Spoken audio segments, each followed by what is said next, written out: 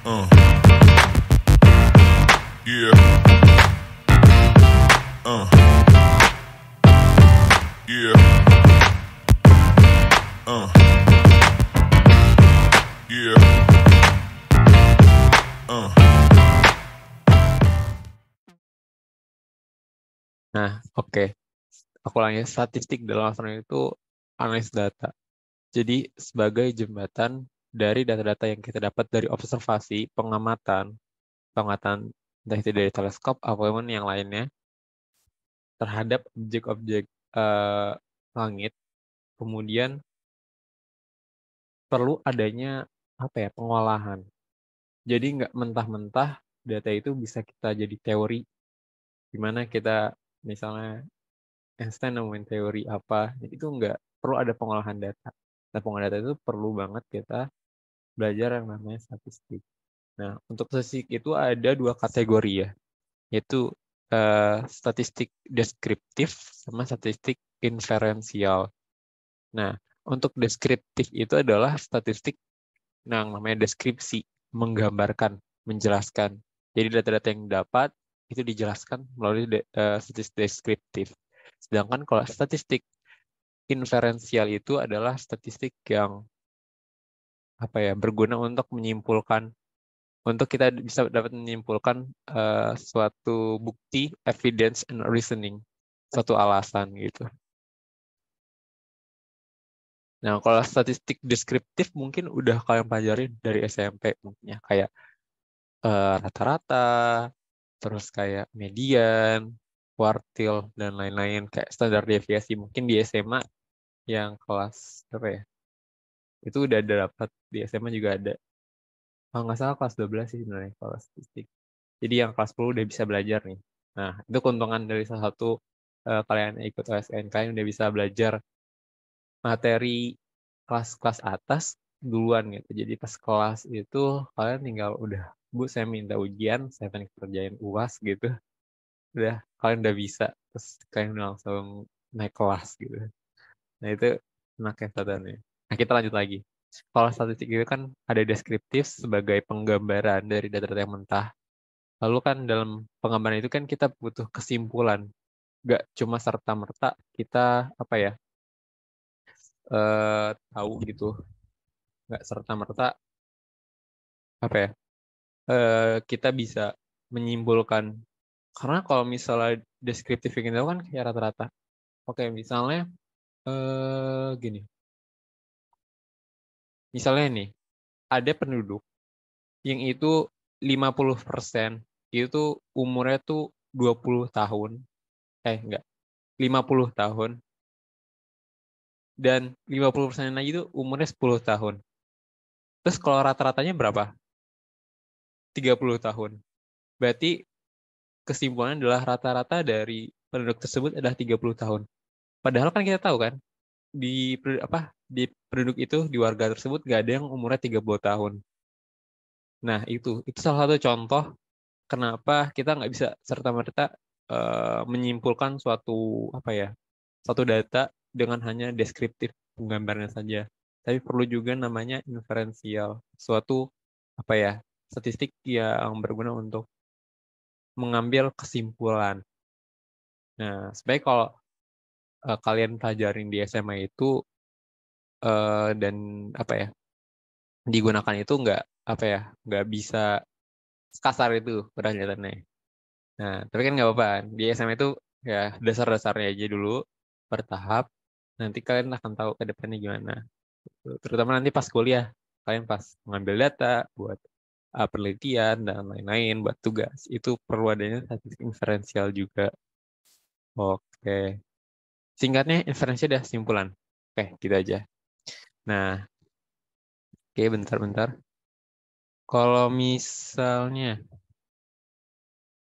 ini nggak bisa ini ya, like. Nah, statistika dalam astronomi itu kan dia ada dua, yaitu sebagai eh jadi statistik dalam astronomi kita mendapatkan pengukuran lewat observasi, lalu menjadi data, lalu menjadi simpulan. Nah, proses proses measurement atau pengukuran ini menjadi data perlu ada statistik dan probabilitas. Dari data menjadi simpulan perlunya ada statistik dan probabilitas. Nah, dari proses kedua tersebut kita lah butuh yang namanya ilmu statistika. Nah, ini kalau di astronomi. Statistika itu nggak cuma serta-merta tentang angka-angka, terus kita olah. Nggak. Tapi gambar-gambar itu juga bisa jadi data yang kita gunakan gitu. Peta yang kita pelajarin, misalnya waktu SMP pelajaran IPS gitu kan, atau misalnya yang di sini ada IPS terus belajar tentang geografi, peta itu adalah salah satu hasil dari statistika. Nah, jadi bisa disimpulkan statistika itu nggak hanya tentang angka-angka, tapi gambaran juga bisa menjadi suatu data yang berguna untuk apa yang kita inginkan, suatu tujuan. Ini adalah morfologi galaksi. Mungkin kalian akan belajar di beberapa minggu ke depan atau bulan-bulan, kayak bulan-bulan akhir, karena ini materi-materi akhir, tentang morfologi galaksi atau bentuk. Kan kalau di biologi ada morfologi anatomi gitu kan, anatomi hewan. Nah ini ada morfologi galaksi. Ingat, morfologi itu kan bentuk-bentuk dari galaksi. Ada yang spiral, ada yang spiral berbatang, ada yang lingkaran, elips, dan lain-lainnya. Nah, nih bisa dilihat ini salah satu paper Galaxy Zoo, yaitu adalah sebuah eh, zoo itu kan kayak kebun binatang. Ya, ini adalah galaksi atau sebagai kebun atau kayak etalase dari macam-macam galaksi yang udah kita pernah amati gitu oleh manusia. Morphologies derived from visual inspection of galaxy from the Sloan Digital Sky Survey. Nah, ini adalah merupakan data. Yang tadi ini adalah data. Dan kemudian itu bisa kita buat etalase atau bisa kita kumpulkan secara klasifikasi bentuk-bentuk dari galaksi gitu. Saya kelas pertama itu ada galaksi Eclipse, terus ada galaksi spiral. Spiral itu ada dua, ada yang clockwise sama anti-clockwise. Tentu ini juga berbeda kan, tergantung dari sudut pengamatan. Kalau misalnya di sebaliknya kan bisa jadi cermin. Yang clockwise bisa jadi anti-clockwise, yang anti-clockwise bisa jadi clockwise. Tuh, nah ada spiral, star don't know gitu karena irregular bentuknya, sama ada merger. Nah, dari morfologi galaksi ini bisa akhirnya apa ya, dapat analogi atau kesimpulan-kesimpulan lain gitu. Ternyata di sini tuh ada morfologi galaksi itu dihubungkan dengan number of star atau number of user gitu. Jadi jumlah dari bintang-bintang itu berbeda di, terhadap setiap klasifikasi galaksi tersebut. Nah, dari tersebut itu kan kita bisa tahu, oh ternyata astronomi itu butuh sekali yang namanya statistika. Nah, metode ilmiah dalam astronomi itu kan ada problem permasalahan, konjektur, sama prediksi. Problem itu adalah memastikan masalah tersebut, terus konjektur itu adalah menentukan sebuah teori yang lulus uji, terus sama prediksi untuk merancang probabilitas ke depannya teori tersebut itu seperti apa gitu. Misalnya kita tahu ada permasalahan yang tadi, misalnya ada galaksi terhadap jumlah bintang gitu. Nah, itu kan suatu permasalahan. Nah, kita menemukan teori, oh ternyata semakin klasifikasi itu semakin eh, daerah-daerah klasifikasi apa ya, seperti elips atau merger itu bintang itu semakin dikit. Nah, itu kan suatu teori. Nah, prediksi gimana? Berarti kedepannya kalau misalnya kita nemu galaksi yang klasifikasi seperti itu, jumlah bintang itu pasti segini. Gak mungkin nggak. Nah, tentu dari ke apa ya? Dari tiga ranah tersebut atau dari tiga tahap tersebut itu ada namanya statistika. Sebelumnya aku udah kecepatan belum? Atau kecepatan nggak ngomongnya? Mungkin atau kurang jelas, mungkin bisa aja disampaikan. Kalau malu bisa kalau di chat, atau kalau misalnya ini ya, misal ada yang mau tanya, benar-benar, oh ya, kalau misalnya yang mau tanya, udah langsung open mic, ngomong, atau bisa disampaikan di chat ya. Kalau bisa sih di open mic aja gitu, biar aku sadar. Karena suka nggak sadar kalau udah kasihkan ngobrol nih ya, kasihkan ngomong, kalau bisa dia ngechat gitu. Jadi diperbolehkan banget motong untuk nanya atau bahas, Mas, ini apa? Supernova, apa itu sumber sinar X gitu. Yang nggak jelas-jelas itu bisa ditanyakan langsung gitu ke depannya, baik hari ini maupun pertemuan-pertemuan selanjutnya gitu. Sama Davin juga gitu, tanya aja gitu. Kalau misalnya ada yang bingungin, apa ya, kita langsung tanya. Tanya itu bisa mengindikasikan kamu tuh paham atau kamu tuh berpikir dalam materi-materi yang udah kalian dapat gitu. Jadi nggak apa, tanya aja, nggak usah malu. Oke, ini mungkin nggak bisa dengar. Nah, salah satu contoh dari statistika satu problem. Jadi terdapat sinyal radio dari luar angkasa. Nah, statistika itu mendapatkan eh, apa ya, periodenya atau mendapatkan data. Tentu datanya itu kan pasti eh, berupa angka-angka gitu. Misalnya ini adalah intensi. Dia mendapatkan panjang gelombang radio gitu kan. Panjang gelombang radio dengan eh, intensi yang berbeda-beda terhadap waktu. Nah, tentu membuat suatu grafik tersebut itu perlu ada yang namanya ilmu statistika. Nah, kalian pelajari dalam melakukan atau menggambarkan data-data tersebut dalam tahap problem. Nah, ini kasusnya itu pada tahun 1967 ada antena radio digunakan untuk menangkap sinyal dari galaksi-galaksi. Nah, si Jocelyn Bell dan Natsoni Lewis ini nangkap sinyal kalau misalnya radio-radio itu berbeda gitu. Ada periode dan nggak apa ya, tidak abstrak gitu. Nah, ini menjadi masalah. Apakah ini ada suatu hubungannya gitu? Untuk akhirnya memunculkan suatu teori-teori ini. Apakah sinyal radio tersebut nyata bukan karena ketidaksempurnaan alat?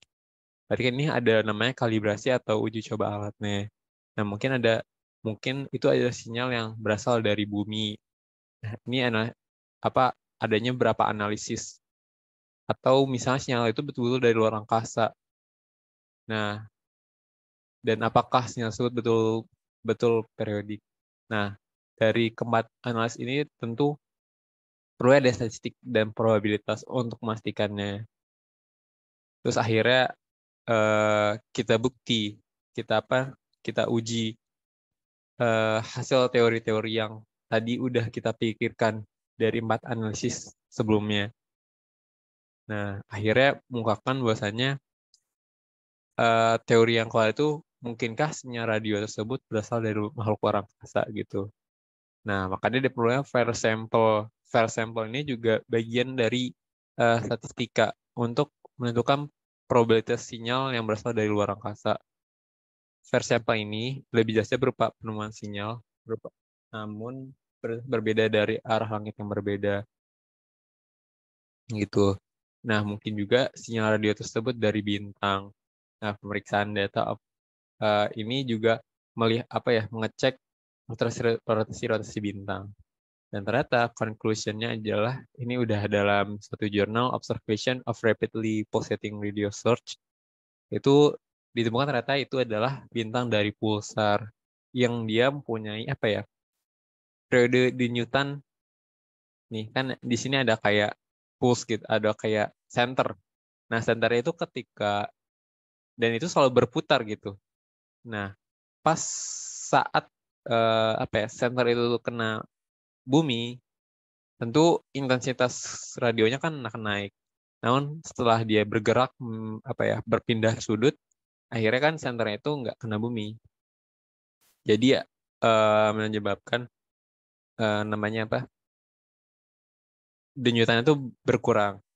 Nah, karena dia mempunyai periode putaran yang konstan, akhirnya menyebabkan kita bisa tahu, oh ini ternyata ada apa ya? kita menemukan suatu bintang baru, bintang pulsar yang memiliki periode yang dapat berputar dan dia ada seperti center gitu, ada center ke atas. Itu karena apa ya? Karena medan magnet di bintang tersebut. Nah, ini akan dipelajari mungkin di materi-materi selanjutnya atau di minggu-minggu selanjutnya tentang apa sumber radio gitu. Nah, makanya penting banget kan kita dalam mempelajari eh, yang namanya statistika. Kalian kalau pengen belajar tentang statistika lebih lengkap, itu bisa di sini gitu. Ini buku namanya Walpole. Itu biasa penulis pertama Walpole, Probability and Statistic. Jadi ada statistika, ada stokastik, ada probabilitas. Tapi mungkin yang pertama sekarang karena kita cuma 2 jam doang, dan sekarang baru introducing, tapi udah 30 menit. Nggak apa-apa. Dan ini bukunya ini lengkap sekali. Kalian bisa baca-baca, menemukan referensi. Kalau misalnya kalian yang bingung gitu, bisa tambah wawasan. Walaupun di astronomi nggak semuanya dipakai kan. Karena yang for engineers dan scientists terlalu general gitu. Gitu, Walpole. Ya, ini biasa anak kuliah dan ini bukunya udah common banget untuk anak saintek dan dipakai di mana-mana. Gitu. Kalau misal kalian mau, tulis aja komen. Nanti G-Drive kan suka dikasih kan catatan dan materi. Kalau misalkan butuh, bilang aja.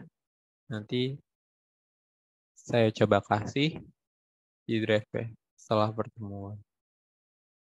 Gitu. Ini semua materi-materi ini kebanyakan orang-orang itu ngambil di buku ini. Gitu. Panduannya ini. Gitu. Kalau misalnya kalian berambisi tinggi gitu ya dalam mencari ilmu, bisa dari sini. Oke, selanjutnya adalah penyajian data astronomi. Tentu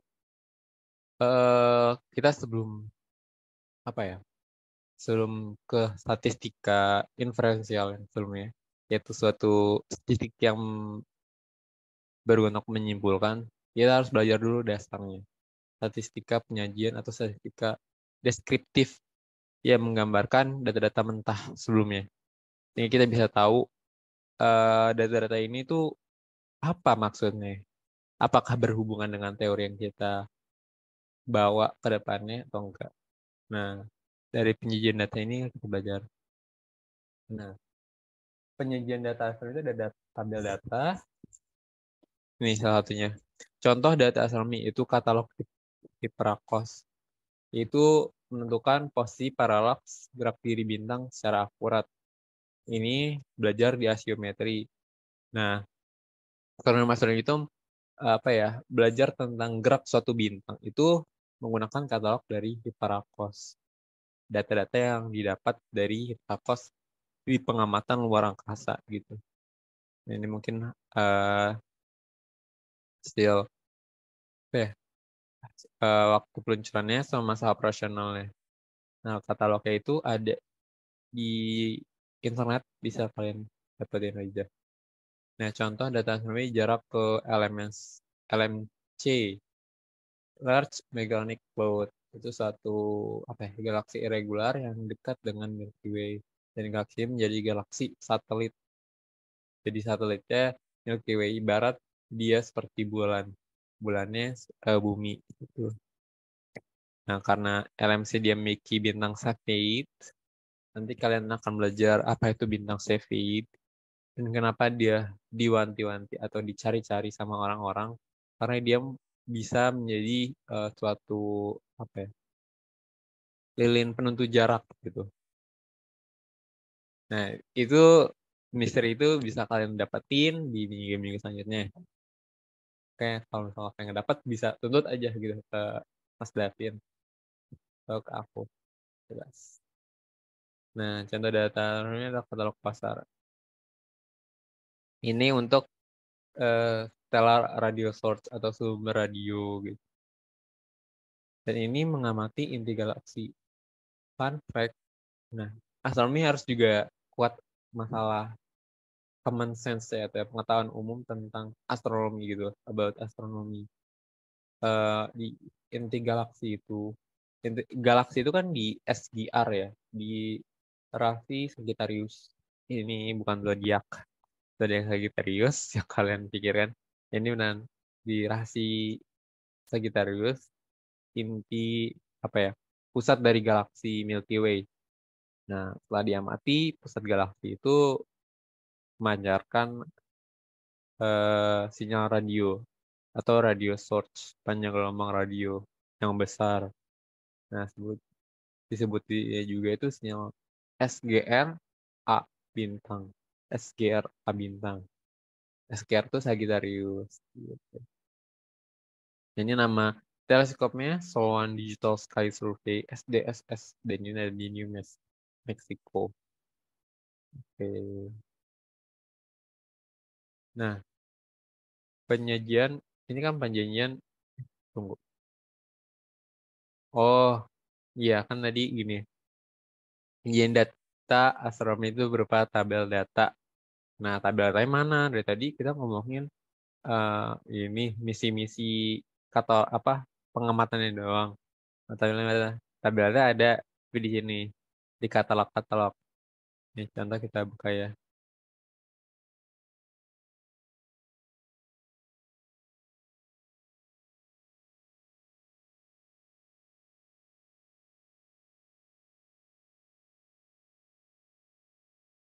Enggak ya?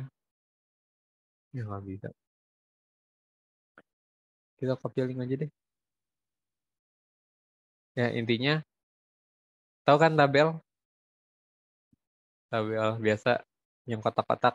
Nah, katalog kayak gitu, maksudnya katalog itu berupa tabel data gitu, yang mungkin di sini nggak ditampilin. Intinya gitu. Jadi salah satu penyajian data dari astronomi adalah terutama kebanyakan penyajian data apa ya, pengamatan itu berupa tabel. Misalnya bintang ini, misalnya nama bintang, kita coret aja. Ya otak. Kali sini ya. Set. Kan tabel kan. Kita bagi dua. Ini untuk, nah di sini nama bintang, nama nama dari kejam aja. Ya. Terus ini misalnya kalau kuasar apa ya? Kalau kuasar itu ini kayak misalnya periodenya, periode pusat. Tunggu bentar, panas.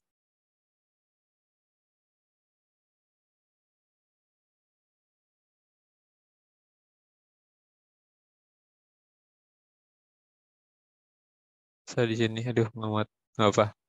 Nah, nanti akan adanya sebentar. Misalnya ada nama bintang apa? Misalnya bintang di salah satu Sagittarius gitu kan. Misalnya bintang A gitu. Dia punya periode sekian gitu. Dan ini nggak cuma periode, misalnya eh, jaraknya gimana, terus temperatur, pokoknya semua data-data fisis ada. Itu dijelasin. Nah, ini kan berupa tabel. Dan ini salah satu dari penyajian data. Gitu. Nah, penyajian data lain itu adalah diagram batang. Nah, contoh ini. Ini diagram batang dari planet-planet tata surya. Ini apa? Ini adalah nggak tahu. Ya, nggak tahu ini apa ya? Diagram batang apa? Intinya bentuk diagram batang itu gini. Jadi dia ada misalnya satu klasifikasi jenis-jenis planet dengan terhadap satu nilai gitu. Bisa saja ini apa ya? Ya, apa ya, kurang tahu. Misalnya bisa aja jarak antara matahari, ya juga berat terhadap bumi, jarak terhadap bumi, dan lain-lainnya. Nah, oh ini. Ayo, ada yang bisa tebak nggak ini apa? Apa yang 0, 0, 1, 2, 50, 53, 27, 13? Ayo, yang bisa jawab, keren. Ada yang bisa menyimpulkan ini apa?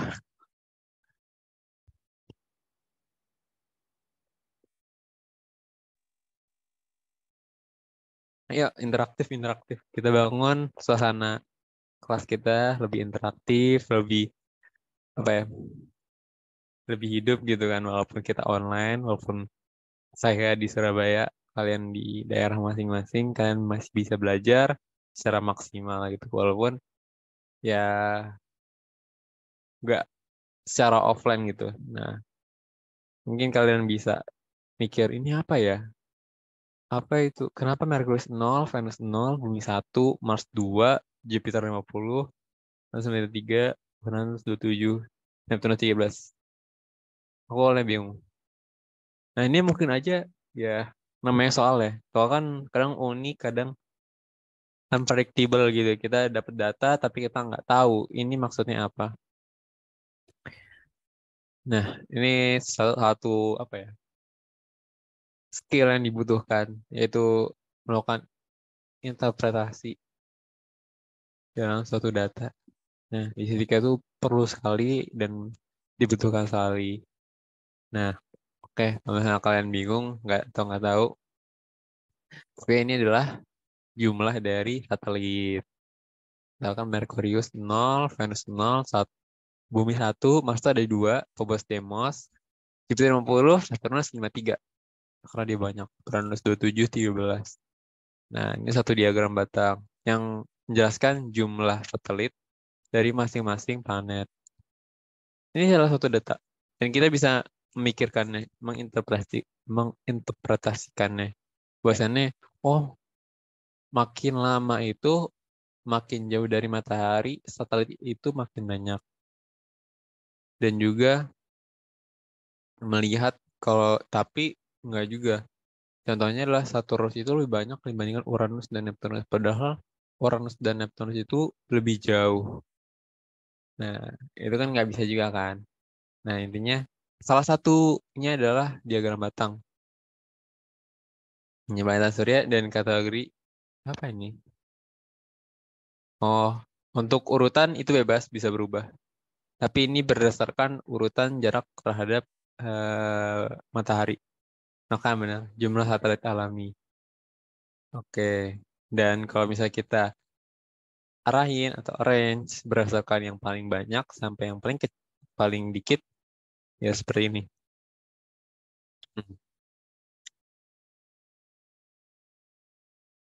Itu batang. Apa diagram batang?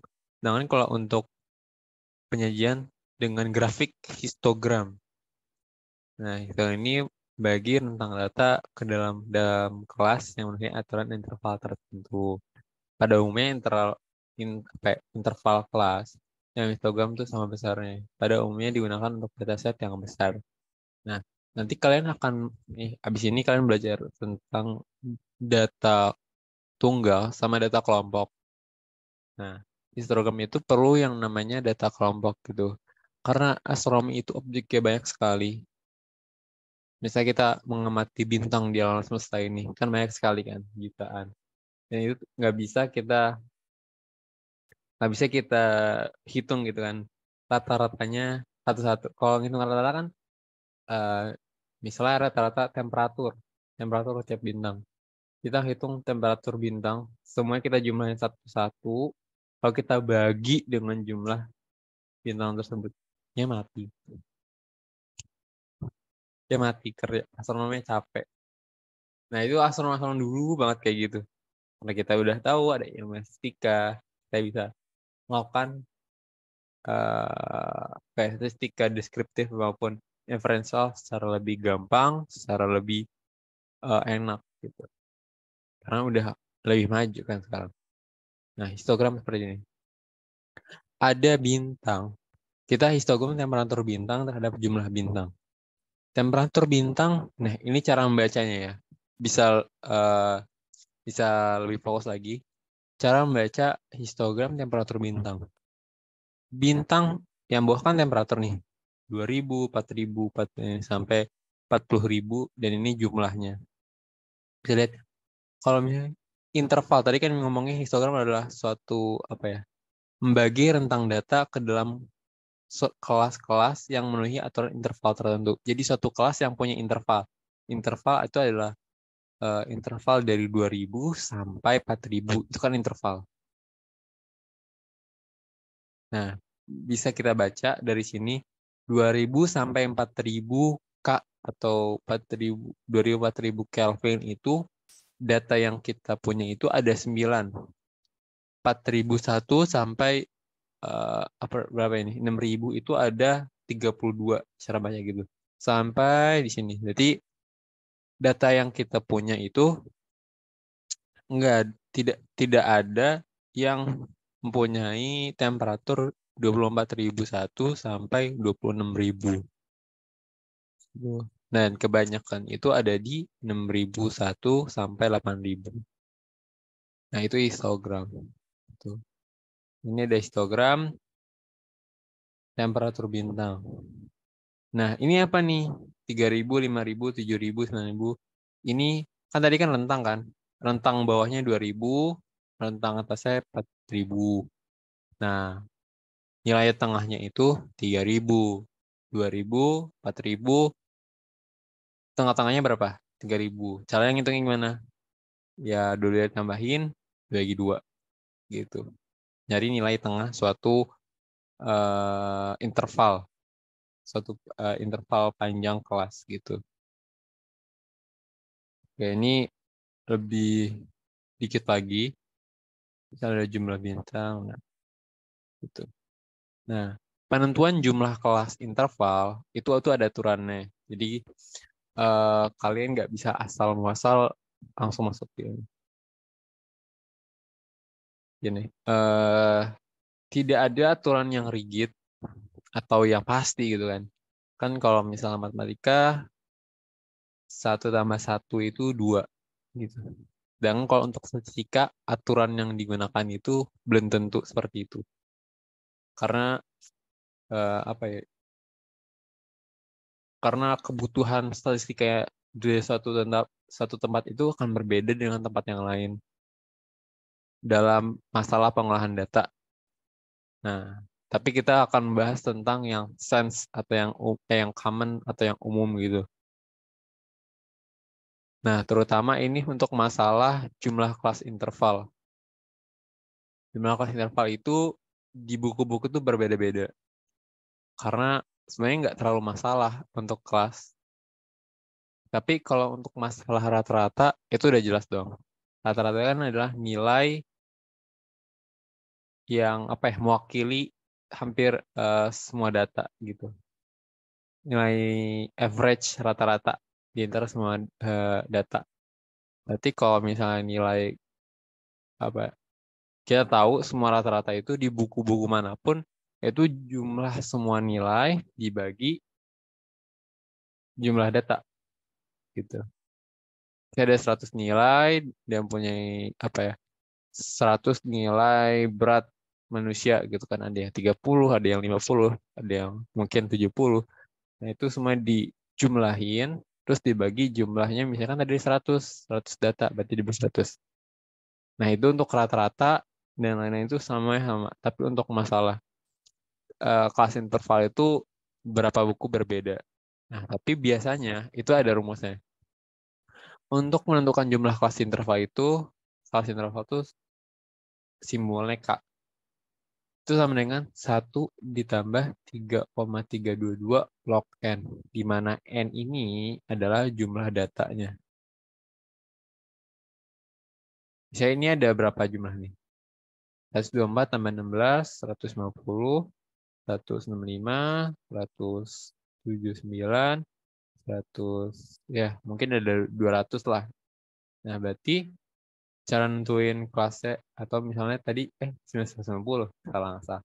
Berarti ada jumlahnya ada 190 gitu.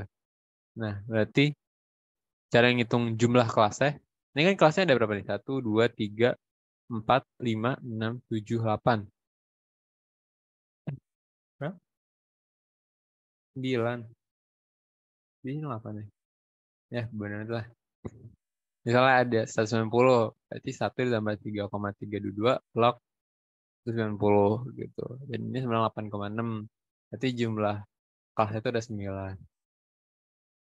Aku pernah, sebenarnya saya pernah juga ngerjain satu data gitu kan. Kita nentuin kelas awalnya dulu kan. Kita sebelum masukin data-datanya ke sini, itu tuh perlu namanya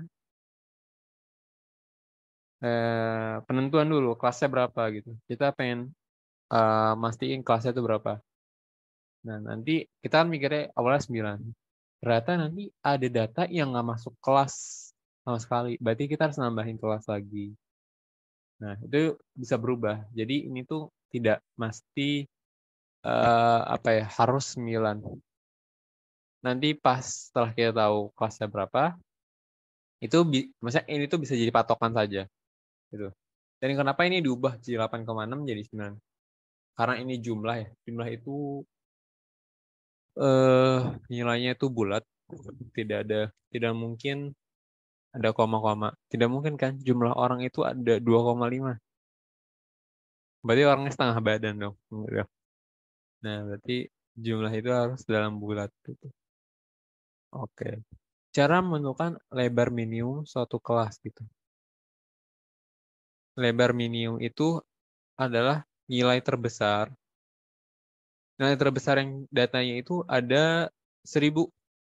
Nilai terkecilnya ada, kalau di sini ya. Nilai terbesar itu yang contoh yang sebelumnya. Nilai terbesar itu 38.000 dikurangin sama 3120. Nilai terkecilnya ini, nilai terbesar ini. Nilai sebenarnya apa? Dibagi sama jumlah kelas yang tadi kita hitung ada 9. Berarti lebar kelasnya ada 375,6.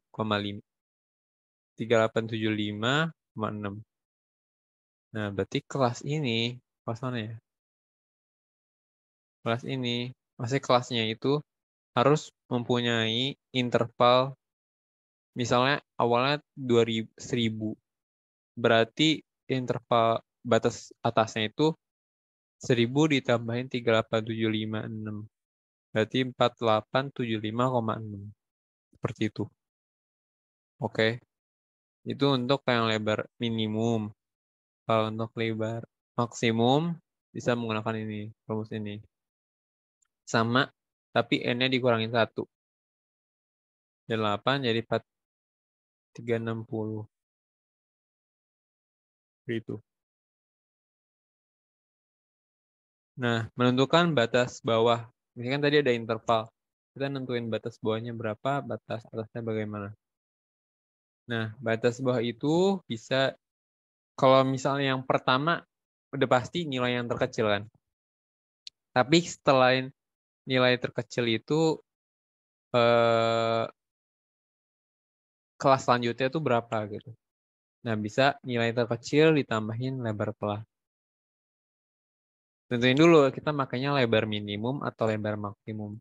Kalau misalnya lebar maksimum, atau ya intinya nilai terkecil, misalnya tadi 1000, ditambahin lebar kelasnya 4000. Jadi nilai batas bawah selanjutnya itu adalah 5000. Nah, contoh awalnya itu nilainya 3000.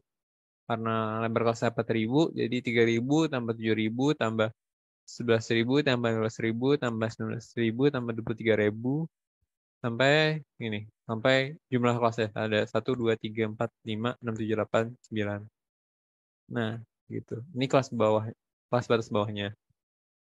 Sedangkan kalau batas atasnya itu, ini kan batas bawah, tiap batas bawah tiap kelasnya. Tunggu, batas bawah setiap kelasnya. Sedangkan kalau batas atas setiap kelasnya itu, yaitu batas bawah kelas selanjutnya dikurangin 1. Ini kan 3000 kan. Ini kelas pertama. Kelas pertama itu batas atasnya berapa? Kita lihat kelasnya ini ya. Kelas selanjutnya 7000. 7000. Nah, berarti kita kurangin 1 aja. Jadi 6.999. Nah, itu untuk kelas pertama. Kelas kedua batasnya berapa? Kita lihat kelasnya. Itu ada batas bawahnya itu 11.000. Nah, berarti batas atas kelas 2 atau kelas kedua itu adalah 11.000 dikurangin 1 jadi 10.999 gitu sampai akhir. Nah, akhirnya itu bagaimana? Kan kita tahu 3.500 kan. Terus lebar kelasnya itu berapa? 4.000. Berarti 39.000.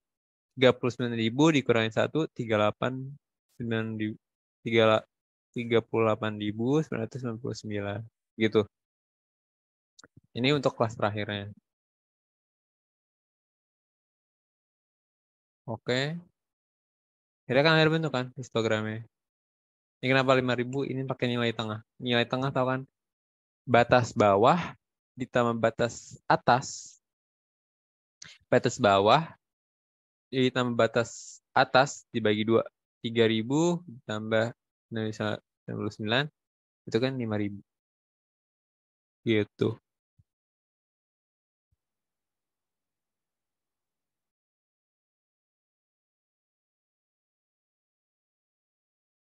Nah, selain penyajian secara histogram, tabel, selain apa namanya tadi diagram batang, selain histogram, astronomi itu biasanya pakai penyajian data dengan scatter plot atau diagram bencar atau ya ini sering banget kita pakai di soal OSN beberapa tahun yang lalu atau soal KSN misalnya. Soal KSN itu sebutannya itu scatter plot atau plot scattering. Nah, seperti inilah bentuknya. Ini scatter plot untuk bivariate atau dua jenis data. Jenis data luminositas bintang dan massa bintang. Mungkin yang belum paham tentang luminositas bintang, sabar aja, nanti akan dipelajari di minggu-minggu selanjutnya. Yaitu adalah pokoknya luminositas itu intinya kecerangan bintang. Ada kaitannya dengan kecerangan bintang. Nah, bisa dilihat. Jadi cara pembuatannya itu adalah, kan kita buat ini ya, buat apa sih ini? Kita buat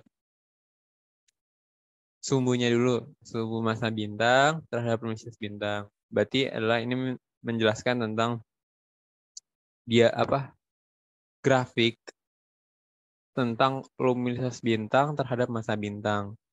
Jadi massa bintang segini itu luminositasnya itu berapa? Nah, ini kan bisa tahu ya. Kalau massanya itu misalnya dan ini kita masukinnya tuh per plot karena dari ini dari tabel massa bintang. Misalnya nama nama gini-gini. Bentar. Ini ada dua.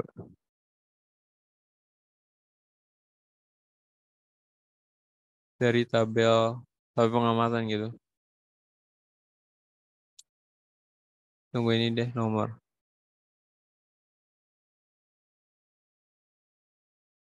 Oke. Ini nomor. Ini massa. Oh, ini aja ya. Ini massanya ukuran massa matahari. Satuannya massa matahari. Sama luminositas matahari. Yang lingkaran itu artinya matahari. Nah, ini ada nomor 1. Misalnya bintang 1. Ini punya massa mataharinya sekian, massa sekian. Nah, berarti kita ngeplotnya ini dalam sumbu X. Ngeplot itu tahu kan? Memasukkan data grafik. Ternyata plotting. Ngeplot data. Dan ini sumbu Y-nya. Karena kan kita mau mengetahui luminositas bintang terhadap massa. kalau misalnya ada kata-kata bla bla bla terhadap bla bla bla, misalnya A terhadap B, berarti B-nya itu X, A-nya itu Y. Nah, berarti X masanya ini dimasukin. Misalnya yang pernah ini 6 gitu kan. Terus ini kalau nolnya itu berapa ya? 40.040 K gitu kan. Nah, kita tahu 6 tuh mana? 6 tuh misal di sini. Jangan 6 deh. Misalnya 20. Nah, masanya tuh ini X-nya 20. Terus tapi dia ini-nya rumusnya saya 40. Berarti di sini. Nah, kita misalnya dititikin. Nah, ini titikannya ini adalah scatter plot persebaran. Tapi ternyata dari sini kan bisa ada kesimpulan. Kenapa dia persebarannya itu bentukannya seperti ini? Nah, itu ada pelajarannya lagi. Namanya regresi. Jadi kita bisa menyimpulkan hubungan antara luminosity bintang dengan massa bintang. Gitu, teman-teman. Sudah clear all? Oh, oke. Nah, ini scatter plot mencari hubungan antara dua variabel yang sejajar.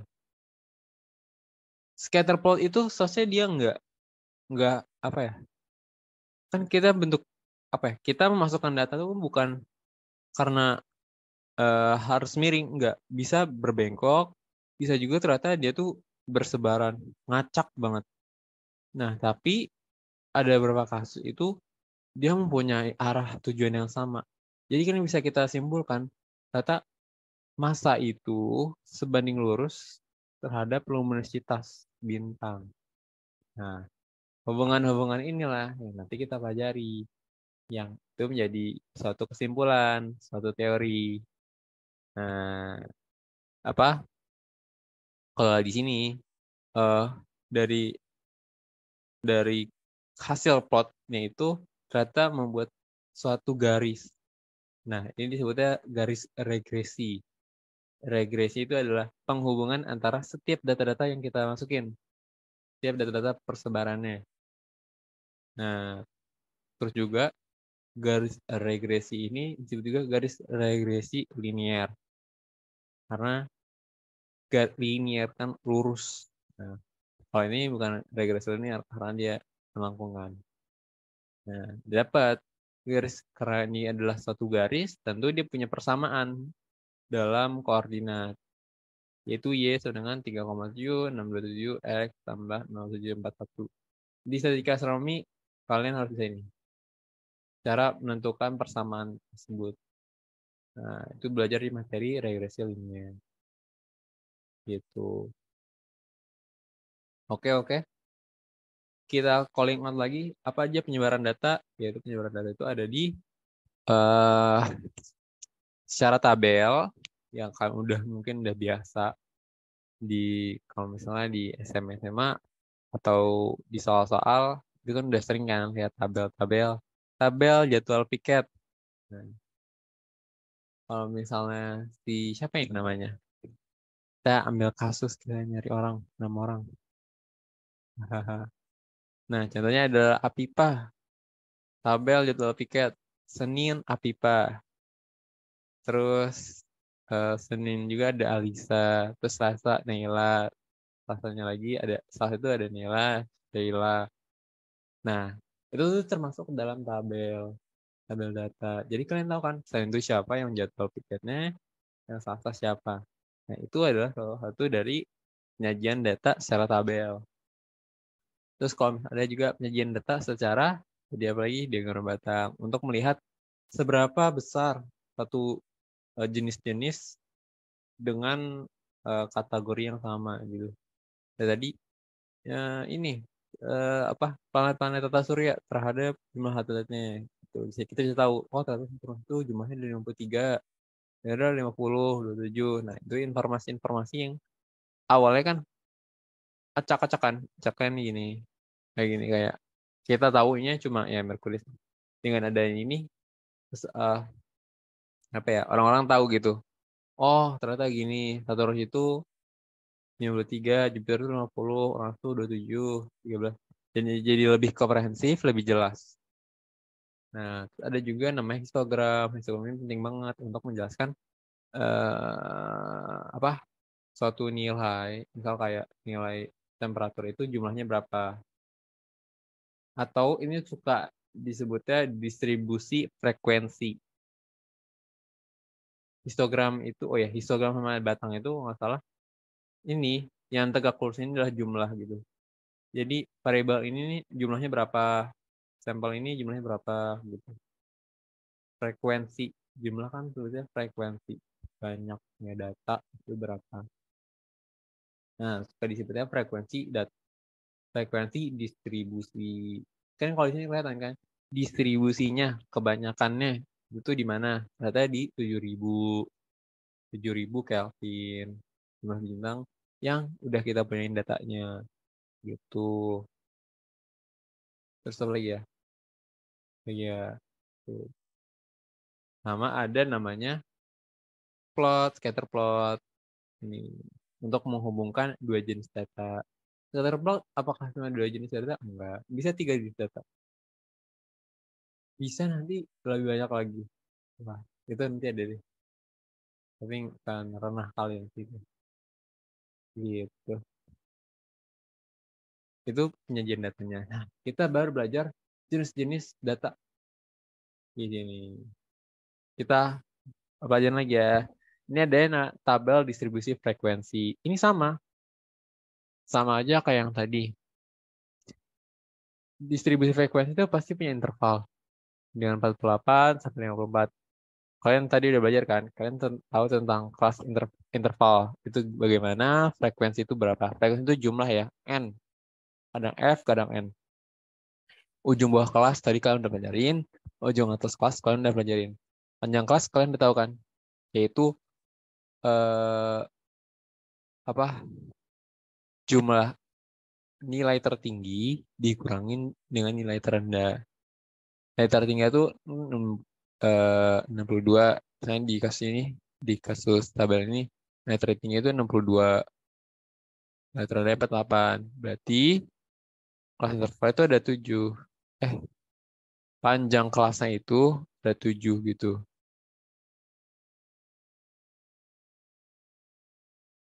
Panjang kelas dari tiap, oh ini tuh dari tiap kelas. Kalau dari secara kelurusan kan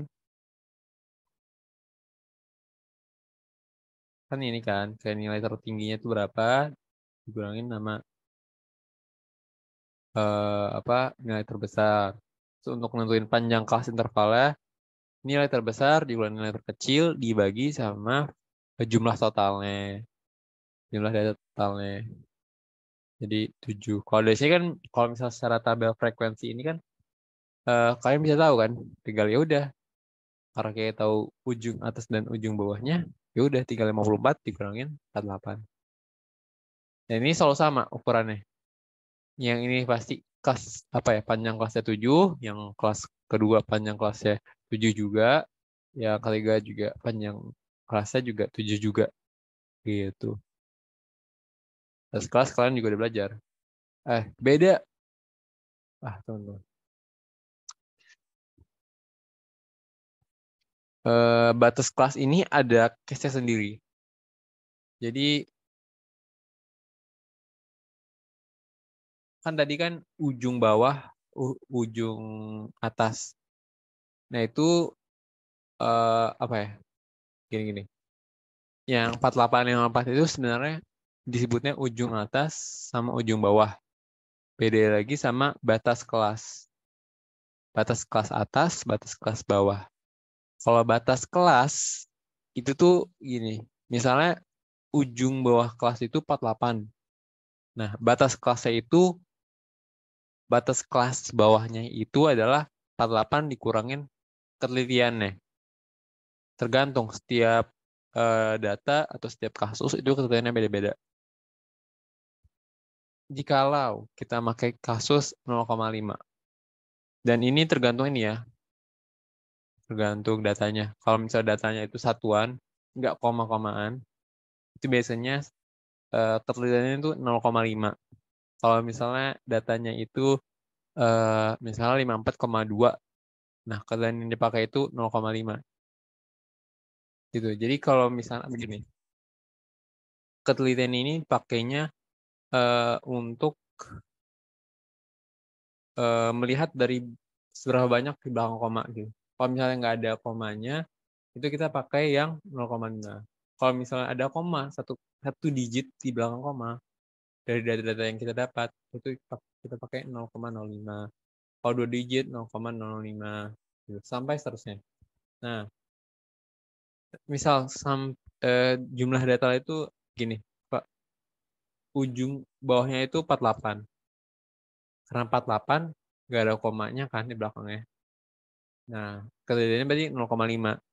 Batas kelas bawahnya adalah 48 kurangin 0,5, yaitu 47,5. Nah, untuk batas kelas atasnya, kita tahu kan ujung atasnya itu adalah 54, berarti batas kelas atasnya 54 dikurangin 0,5. Jadi, ditambah. Kalau yang bawah itu dikurangin, yang atas itu ditambah. Gitu. Jadi 54,5. 54 ditambah 0,5. 4,5. Nah, kalau tanda kelas ini disebut juga nilai tengah. Atau kalau misalnya sekali ditulisnya itu XI, yang ada II-nya itu di tengah. Nah, nilai II-nya itu adalah tengahnya itu adalah ujung bawah kelas ditambahin ujung atas kelas. Ujung bawahnya itu 48, kelas ini ya. 48 ditambahin 54 dibagi 2. Berarti tanda kelas pertama, kelas yang ini, atau nilai tengahnya itu adalah 51. Gitu. Ya kan? 48 tambah 54 berapa?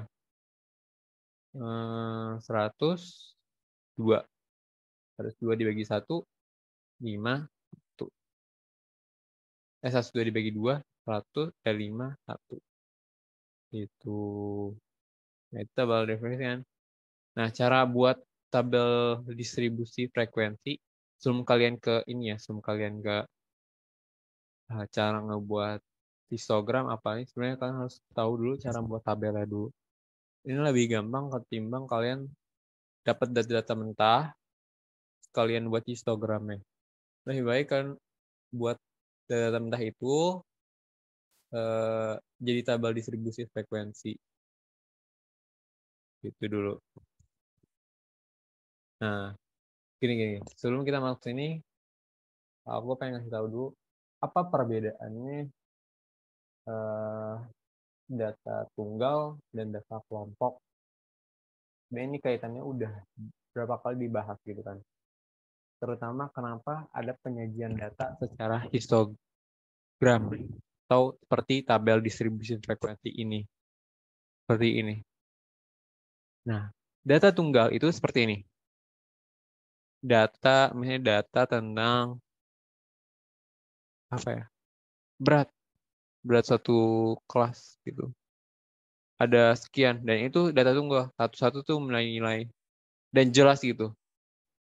Yang si A orang pertama ini nilainya segini, orang si B nilainya segini, orang si ketiga, keempat semuanya jelas. Ini disebut data tunggal karena dia tersusun satu-satu. Nah, sedangkan yang seperti ini namanya data kelompok. Karena dia data-data tersebut masuk ke kelompok-kelompok kelas. Gitu. Orang yang punya nilai atau punya berat di antara 48 sampai 64 masuk sini. Nah, ini menjelaskan dari 48 orang berat yang 48 sampai 64 ini ada jumlahnya 1.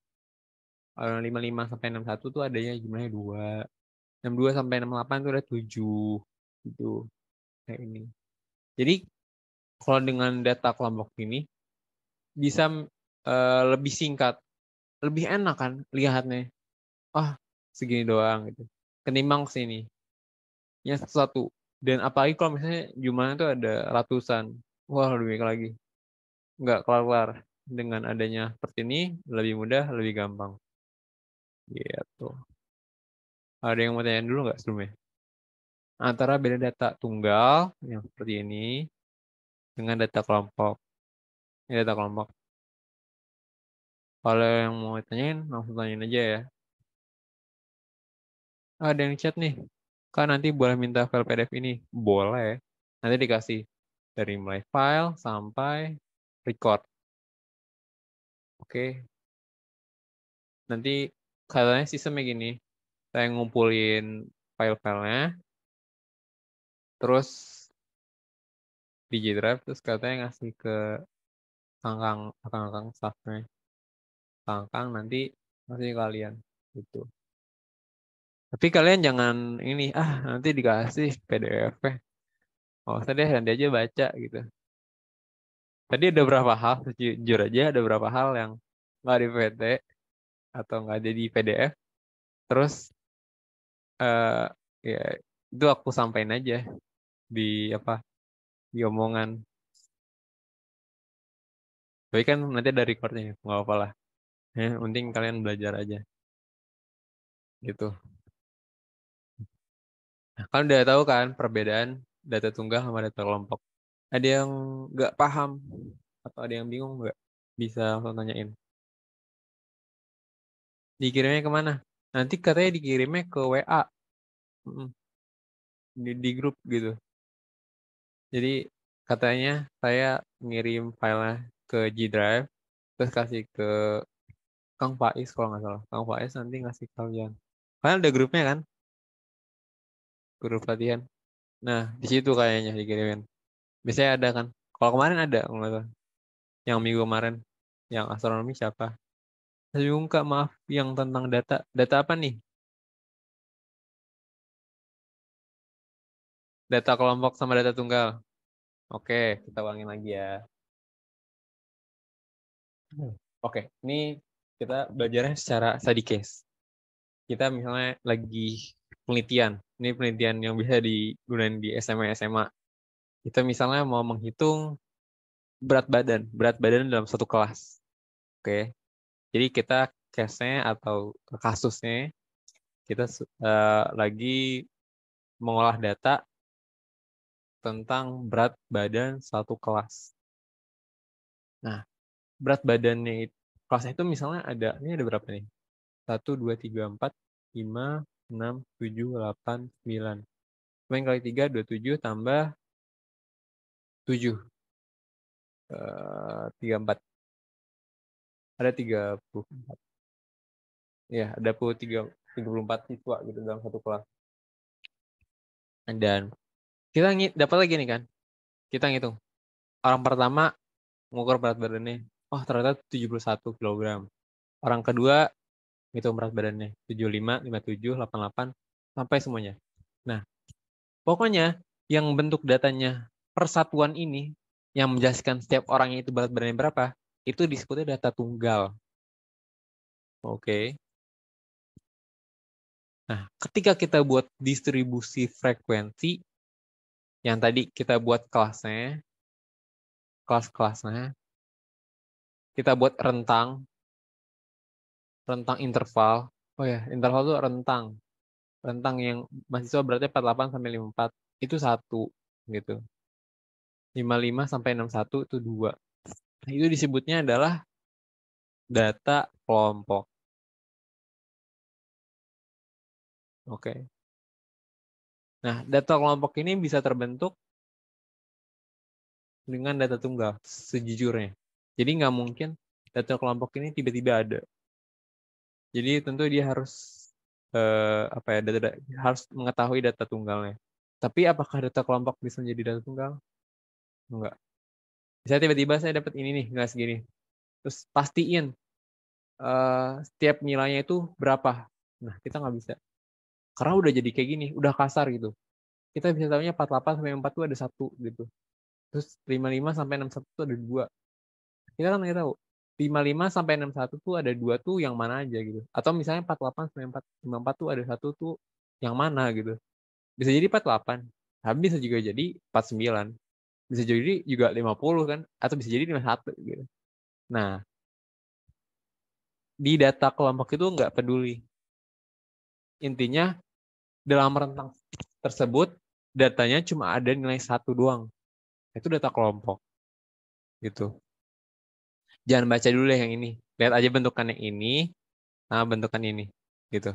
Intinya kalau bentuknya seperti ini, formatnya seperti ini sebenarnya data tunggal. Sedangkan yang bentukannya seperti ini data kelompok gitu. Udah paham belum?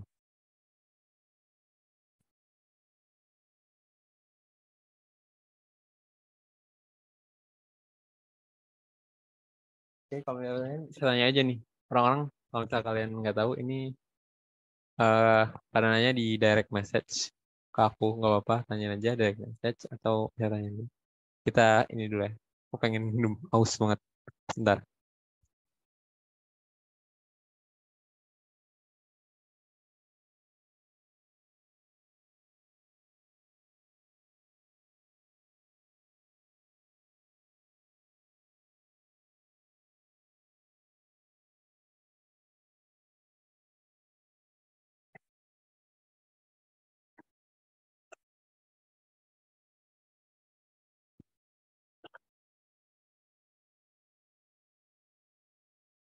Oke, misalnya udah aman belum nih? Udah paham?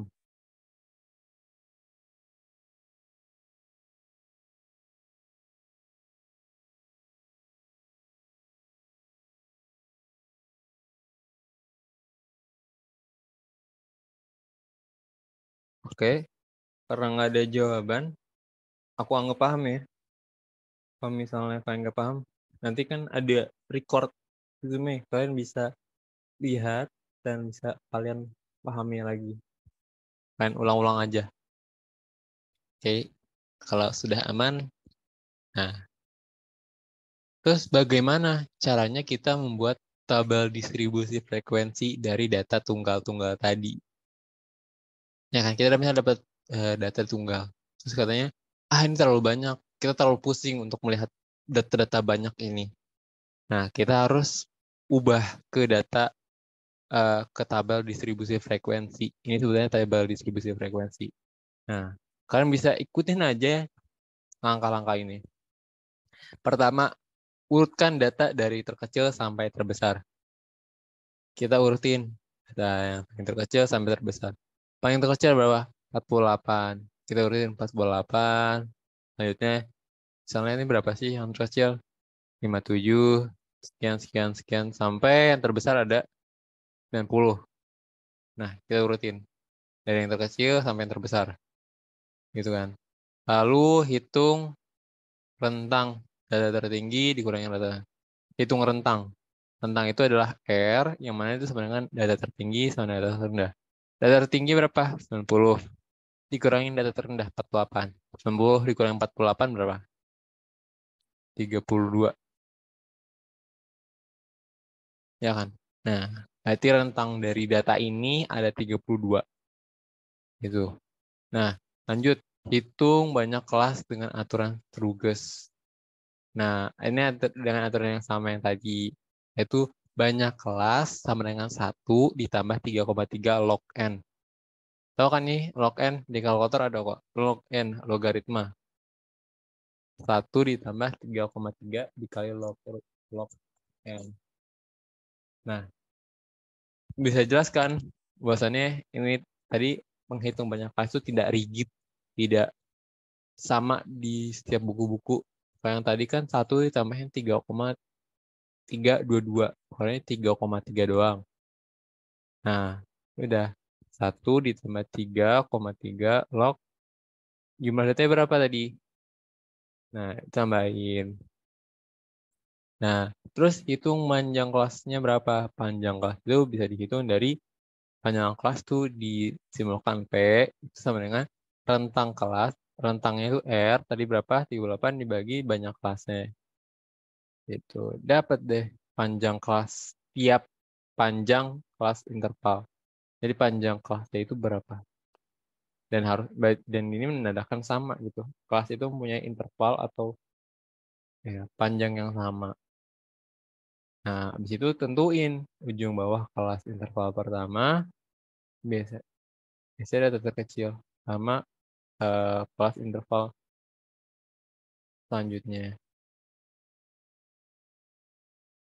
Ini kan tentukan ujung bawah kelas pertama, terus sama ujung atasnya. Nah, ini tabula. Ini nggak terlalu penting. Nilai F dihitung dengan menggunakan tabel penolong. Jadi misalnya nilai dari 48 sampai 54. Nah, tabulasi tahu kan tabulasi? Tabulasi itu pas biasanya kalau pemilu OSIS atau apa, kan kadang misalnya calon A yang ngevote berapa? Garis 1. Itu tabulasi. Terus, wah ini calon calon A dapat lagi garis 2, dapat lagi tambahin garis lagi jadi 3, 4. Terus kalau udah 5 coret miring. Nah, itu tabulasi gitu. Itu cuma penolong aja. Ini tuh step untuk menolong untuk menentukan frekuensi. Kan kalau dengan gitu kan bisa kelihatan. Oh, ini yang apa ya? Yang udah miring kan ada 5 tambah 5 berarti 10 frekuensinya. Nah, ini untuk penolong. Nah, dari sini masukin ke sini. Mau kita uji coba nggak? Semoga cepat ya. Yang benar. Siapa ya? Coba.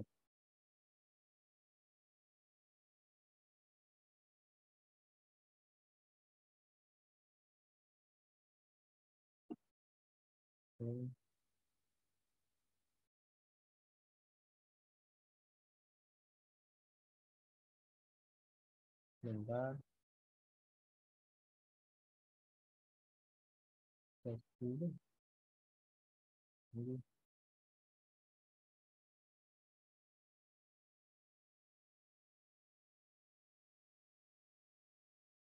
Setelah kita pakai ini. Kita dari data ini kita buat Kita buat namanya, kita urutin. Cukup nggak ya waktunya? Nah, kita urutin dulu. Paling dekat dulu berapa? 48. Terus paling kecil selanjutnya adalah itu ada 57. 57 ada yang ngalahin nggak? 57. 57. Terus lagi berapa? 64. 62 ada. 62. Terus ada 62. Terus ada 64. Terus ada berapa lagi? 62, 64. 66 ada lagi nggak? 66. 68. 68 ada 65 nih. 65 ada yang ini enggak? Kayak 65. Terus ada lagi 68. 68 ada 3. 68, 68, 68, 68. Terus ada lagi nggak nih? Ada 4 ternyata. 68. Oke. Oke, habis 68 ada yang lebih tinggi lagi nggak? 69 ada, 70 ada, 71 ada. 1, 2, 3. 71, 71, 71. Ada 3 kan. Terus habis itu habis 71, 72 ada nggak? 72 ada nih. 72, 72.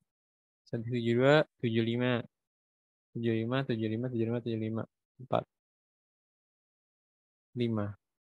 75, 75, 75, 75, 75.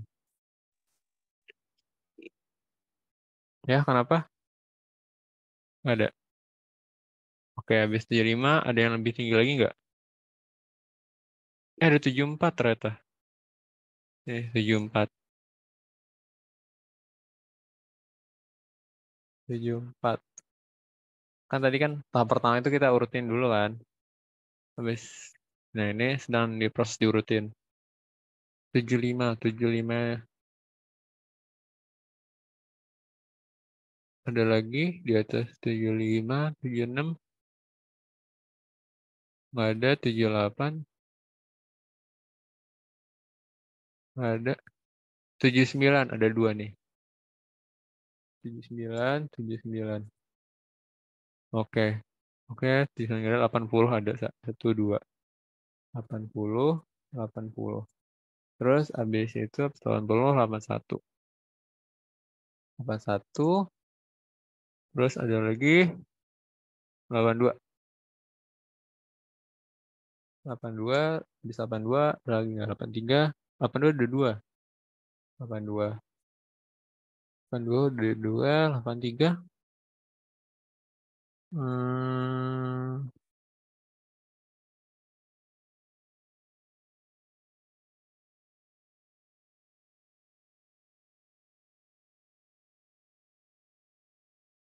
Nggak ada, adanya 84.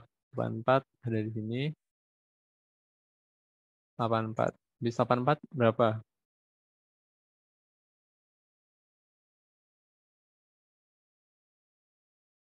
88, 82.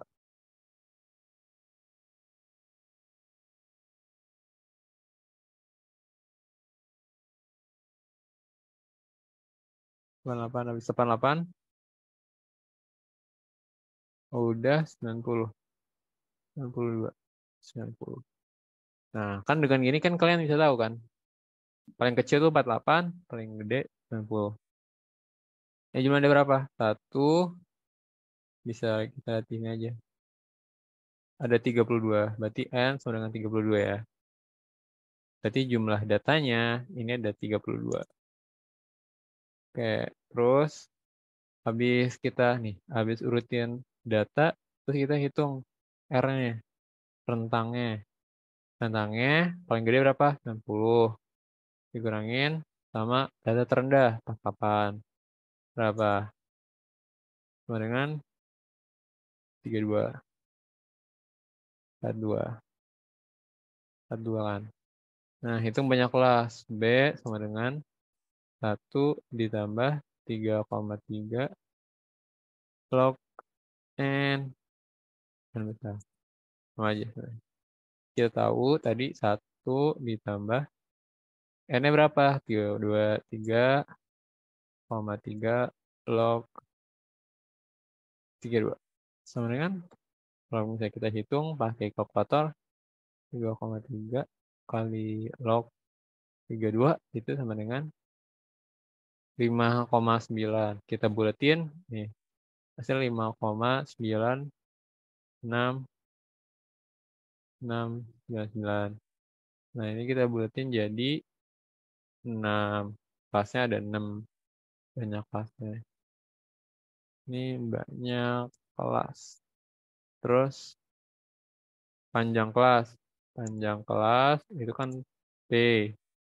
Itu adalah sama dengan rentang dibagi sama banyak kelas.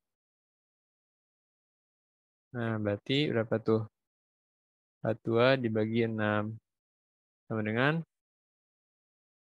42 dibagi 6. Sama dengan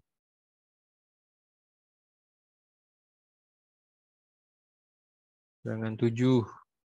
Berarti interval kelasnya itu ada 7. Misal kelas pertama. Nah, nih, tentukan ujung bawah kelas interval pertama. Nah, kita buat tentuin ujung kelas, ujung atas, ujung kelas, bawah atas, bawah sama atas. Nah, ujung kelas pertama nih, 1.1. Ujungnya pasti 48. Karena nggak mungkin kan ada nilai yang lebih kecil dari 48. Benar? Nah, intervalnya karena 48 itu sudah masuk ke 7, berarti tinggal 48, 49, kita tambahin 7 ya. Paling kecil kan 48, 49, 50, 51, 52, 53, 54. 54. Atau bisa juga 48 ini sampai gini. 48 ditambahin 7 kurangin 1. 48 Nah, cara perhitungannya gini. Kenapa bisa dapat 54? Karena 48, maksudnya karena 48 ditambahin 7 kan 55 dikurangi 1 jadi 54. Itu. Kelas keduanya karena habis 54 itu 55, berarti 55 sampai 55 ditambahin 7, 62 dikurangi 1, 61. Sampai seterusnya. Kalau ini kan 62 sampai 58. Terus 69 sampai 75. Terus 76 sampai 82. Terus kelas ke-6 ada 83 sampai 89. Nah, awalnya kan gini kan. Karena kita udah membuatnya 6 kelas doang. Karena kita udah nentuinnya 6 kelas doang nih. 6 kelasnya doang. Tapi kita ingat, di data ini ada 2 angka 90. Ya kan? Nah, apa-apa. Tambahin aja 1 kelas lagi. 90. Tapi ingat, harus pakai apa yang sama. 90 tambah 7, 97. Kurang 1, 98. Gitu. Oke, di sini ada yang paham? Ada yang nggak tahu? 75 ada 7, Kak. Oh iya. Oke, makasih. Berarti berapa nih? 75 ada 7, bentar. 1, 2, 3, 4, 5, 6, 7. Oh, oke.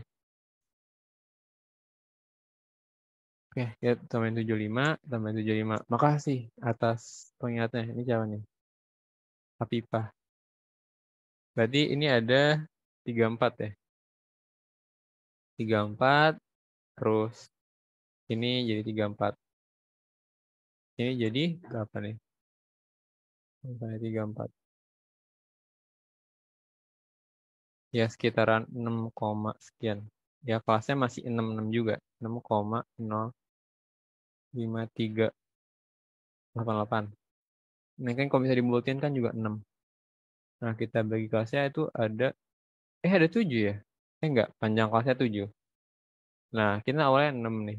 Karena ternyata ada data yang nggak masuk, udah nggak apa. Kita tambahin aja kelas selanjutnya gitu. 90 sampai 98. Gitu. Oke, ini. Nah, ini kan udah kita nentuin ujung kelasnya. Nah, kita hitung frekuensi atau jumlah data setiap kelasnya. Nah, kita ini aja.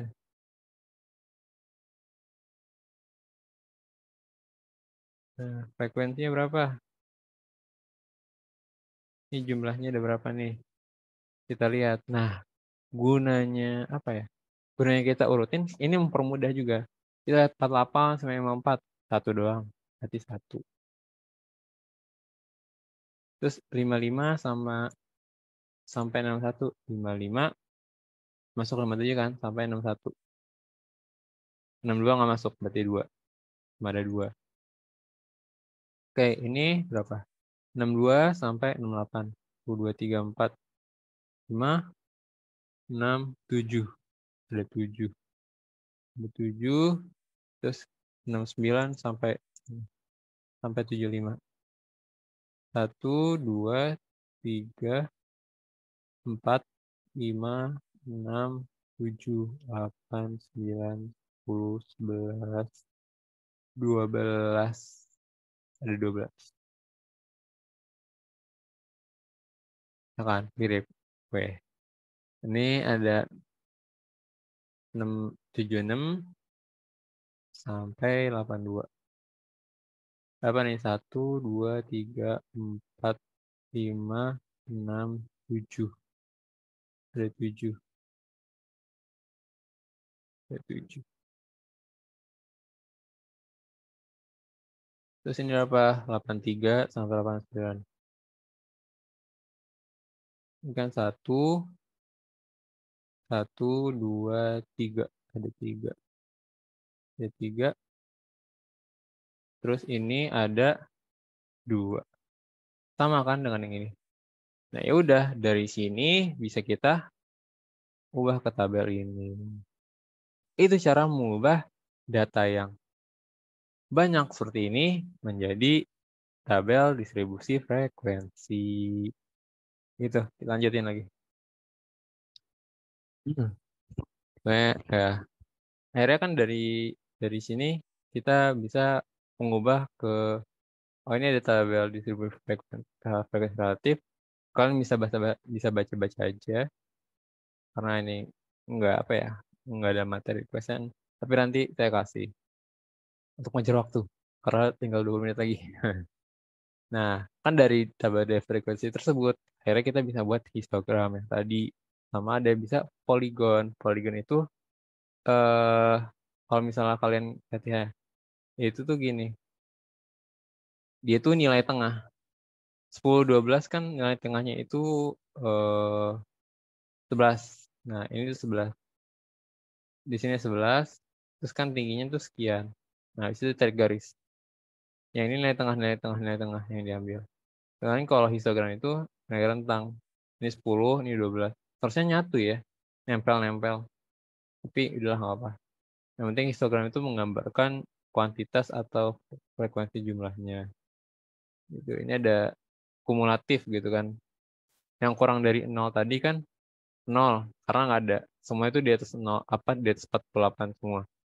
Ini ada 0. Terus, tapi ini persen ya. 2,94%. Kan kurang dari 5, nah ini belajar ini sih. Gitu. Jadi jumlah ininya dibagi sama jumlahnya dikali 100%. Yang kurang dari 55 kan itu ada tadi berapa sih? Ada 1 dibagi 34 dikali sama 100%. Jadi 2,94 gitu. Nah, akhirnya kan secara OGIF, nah ini tuh OGIF ya. Ini ada bentuk lagi yaitu poligon. OGIF poligon frekuensi kumulatif naik.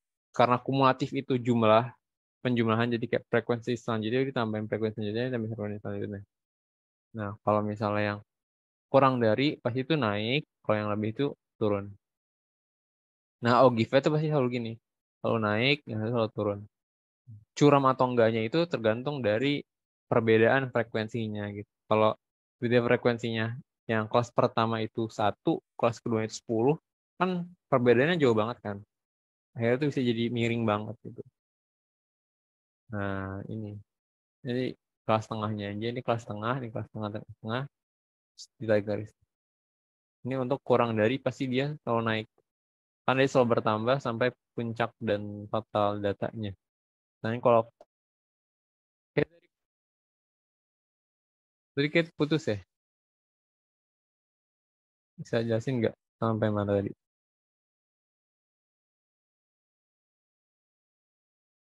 Oke, aku lanjutin lagi ya. Ini kan buat OGIF naik sama OGIF turun. Nah, itu untuk masalah penyajian data. Nah, penyajian data itu juga ada 3 sebenarnya yang kalian pelajari, yaitu ukuran penempatan, ukuran letak, median. Ini ada ukuran penempatan atau ukuran posisi, ada ukuran gejala pusat, yaitu data itu tendensinya itu apa ya, beratnya itu di mana gitu. Itu kan identik dengan rata-rata. Jadi rata-ratanya itu di mana suatu data. Sama ukuran simpangan, yaitu ukuran perbedaan suatu apa ya, antar data itu bedanya jauh atau enggak gitu. Misal kalau misalnya di kelas kalian tuh yang nilainya, kalau misalnya simpangan bisa dikatakan simpangan yang besar itu di mana rata apa kelas kalian itu banyak yang nilainya tinggi-tinggi. Tapi banyak juga yang nilainya tuh jelek gitu. Ada yang 50 sampai banyak yang 90-an, banyak yang 10. Nah, itu kan antara 90 ke 50 kan ada 40. Nilai 40. Nah, nilai 40 itu menjadi simpangan yang menjadi perbedaan antara nilai gitu. Semakin kecil berarti nilai data itu mendekati antara satu sama lain. Gitu. Nah, kita ngomongin ukuran penempatan. Ukuran penempatan itu ada 4, median, kuartil, desil, sama persentil. Ini sama aja, kode aja kalau bahasa Jawanya. Kalau misalnya median, gampang kan? Kalau data tunggal yang seperti ini, yang diurut, ini gampang. Kita lihat aja nilai tengahnya. Nilai tengahnya bisa tarik. Ini kan ada 10 data ya. Ini udah 5, 5. 5 karena 10, ini 5, 10. Berarti antara 10 sama 10. 10 tambah 10, 2. 10. Kalau misalnya ternyata ini 14-nya nggak ada ya. Berarti kan ini 4. Di sini 4. Berarti nilai tengahnya 10. Gitu. Gampang. Kalau misalnya jumlah datanya ada ganjil, ada genap, ya udah di antara ini 10 tambah 10 dibagi 2. Kalau misalnya nggak ganjil, ya udah tinggal nyari nilai tengahnya. Nah, kalau misalnya distribusi frekuensi gimana? Pakai rumus ini. Median sama dengan B, batas bawah. Ingat ya, batas bawah, bukan ujung bawah. Karena yang ini tuh kita harus nentuin dulu kelas mediannya. Kelas median itu adalah kelas median. Karena ini ada jumlahnya 10, berarti mediannya itu kalau nggak 5, 6 gitu. Nah, karena masih data kelima sama data ke-6. Antara data kelima sama data ke-6, ya kan?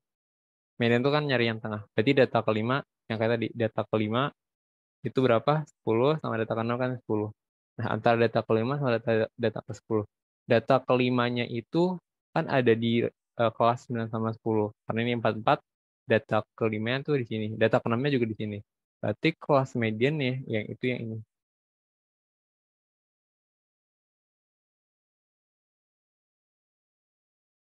Data median itu yang ini.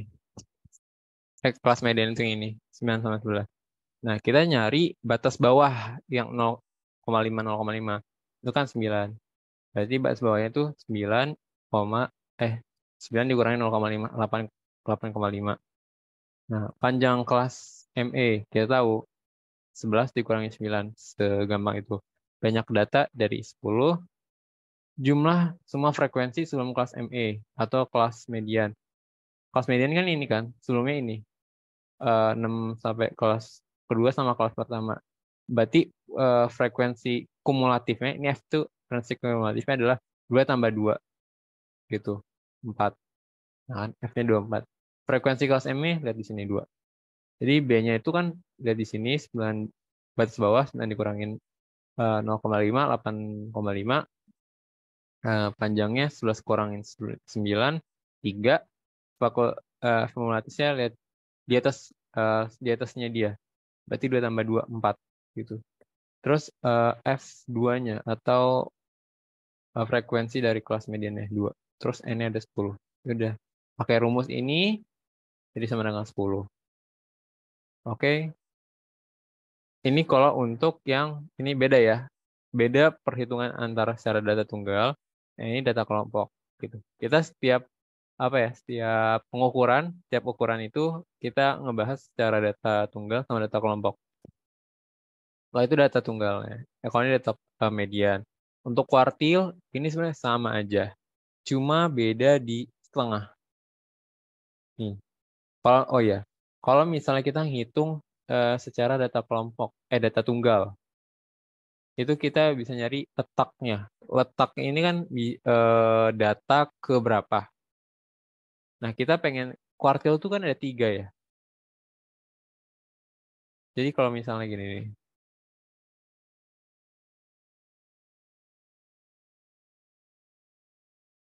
Kuartil itu ada 3. Jadi yang sepertiga, kan kuartil itu kan dibagi 4 ya. Ini sama, ada satu panjang dibagi 4. Nah, ini kuartil pertama, kuartil kedua, kuartil 3. Pasti kuartilnya. Nah, kalau kita pengen tahu letak kuartil ke berapa, misalnya kuartil ke 1, berarti I-nya itu 1 ditambahin jumlah data itu berapa, ditambah 1 dibagi 4. Dan ada jumlah datanya ada 10. Apa sih? Ini 5, ini juga 5, 10. Berarti kita pengen tahu yang 1. 1 ditambahin 10 tambah 1 dibagi 4. Gitu. Jadi berapa tuh? 11 bagi 4 berapa?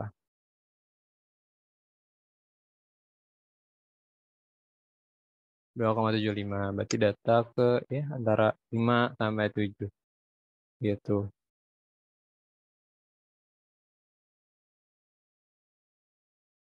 Nah, untuk nilainya secara distribusi frekuensi, data kelompok pakai ini. Batas bawah tadi udah tahu kan, kali P. Nah, sama aja kan rumusnya. Yang bedain adalah ini setengah, yang ini I/4. Kalau kuartil kan karena dibagi 4, berarti 4.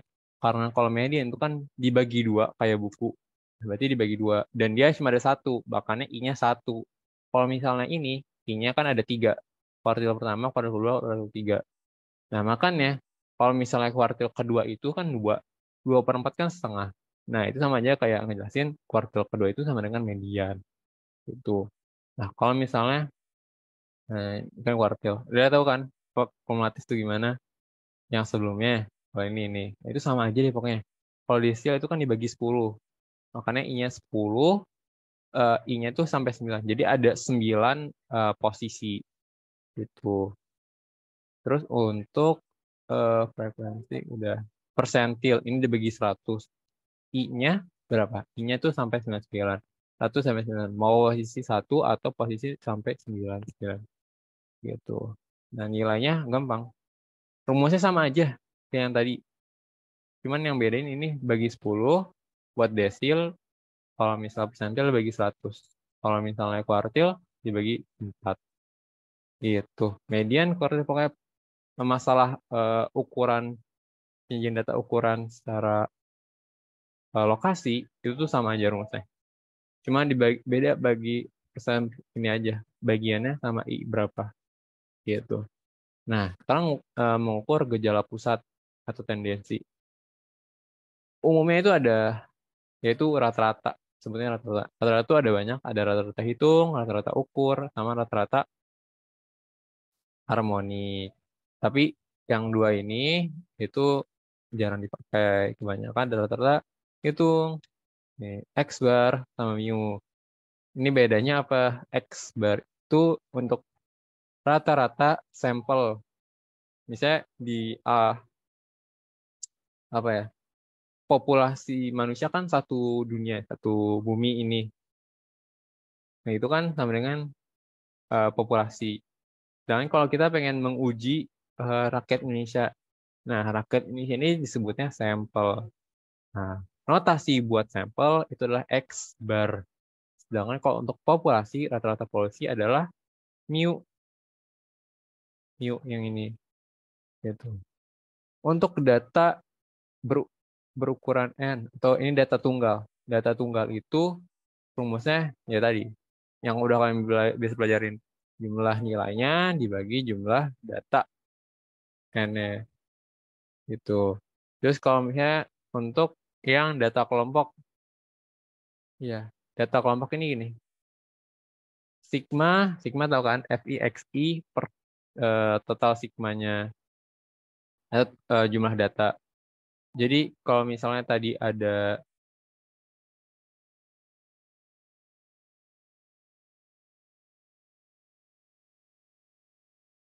nih, kalau misalnya ada ini. Nah, FI itu beda-beda setiap kelas. Kalau kelas pertama kan 1, kalau kelas 2 kan 2, 7, 12. Jadi nanti perhitungannya untuk data kelompok adalah 1 ditambah XI. XI ini nilai tengah. 4854. Nilai tengahnya berapa? 48 tambah 54 bagi 2. 48 ditambah 54 bagi 2. Itu kan 51. Nah, 51 dikali 1 ditambah berapa nih? Nilai tengah dari 61 sama 55 sampai 61. 58. Jadi mungkin 51 kali 1 ditambah 58 kali 2 tambah berapa? Nilai tengahnya dari sini kali 7 tambah 99 dikurangi 75 dan 12. Nah, itu. Oke, sampai kelas terakhir. Sampai 94 kali 2 ditambah sampai kali 2. Dibagi jumlah totalnya. Kan tadi berapa? 30. 34 gitu. Oke.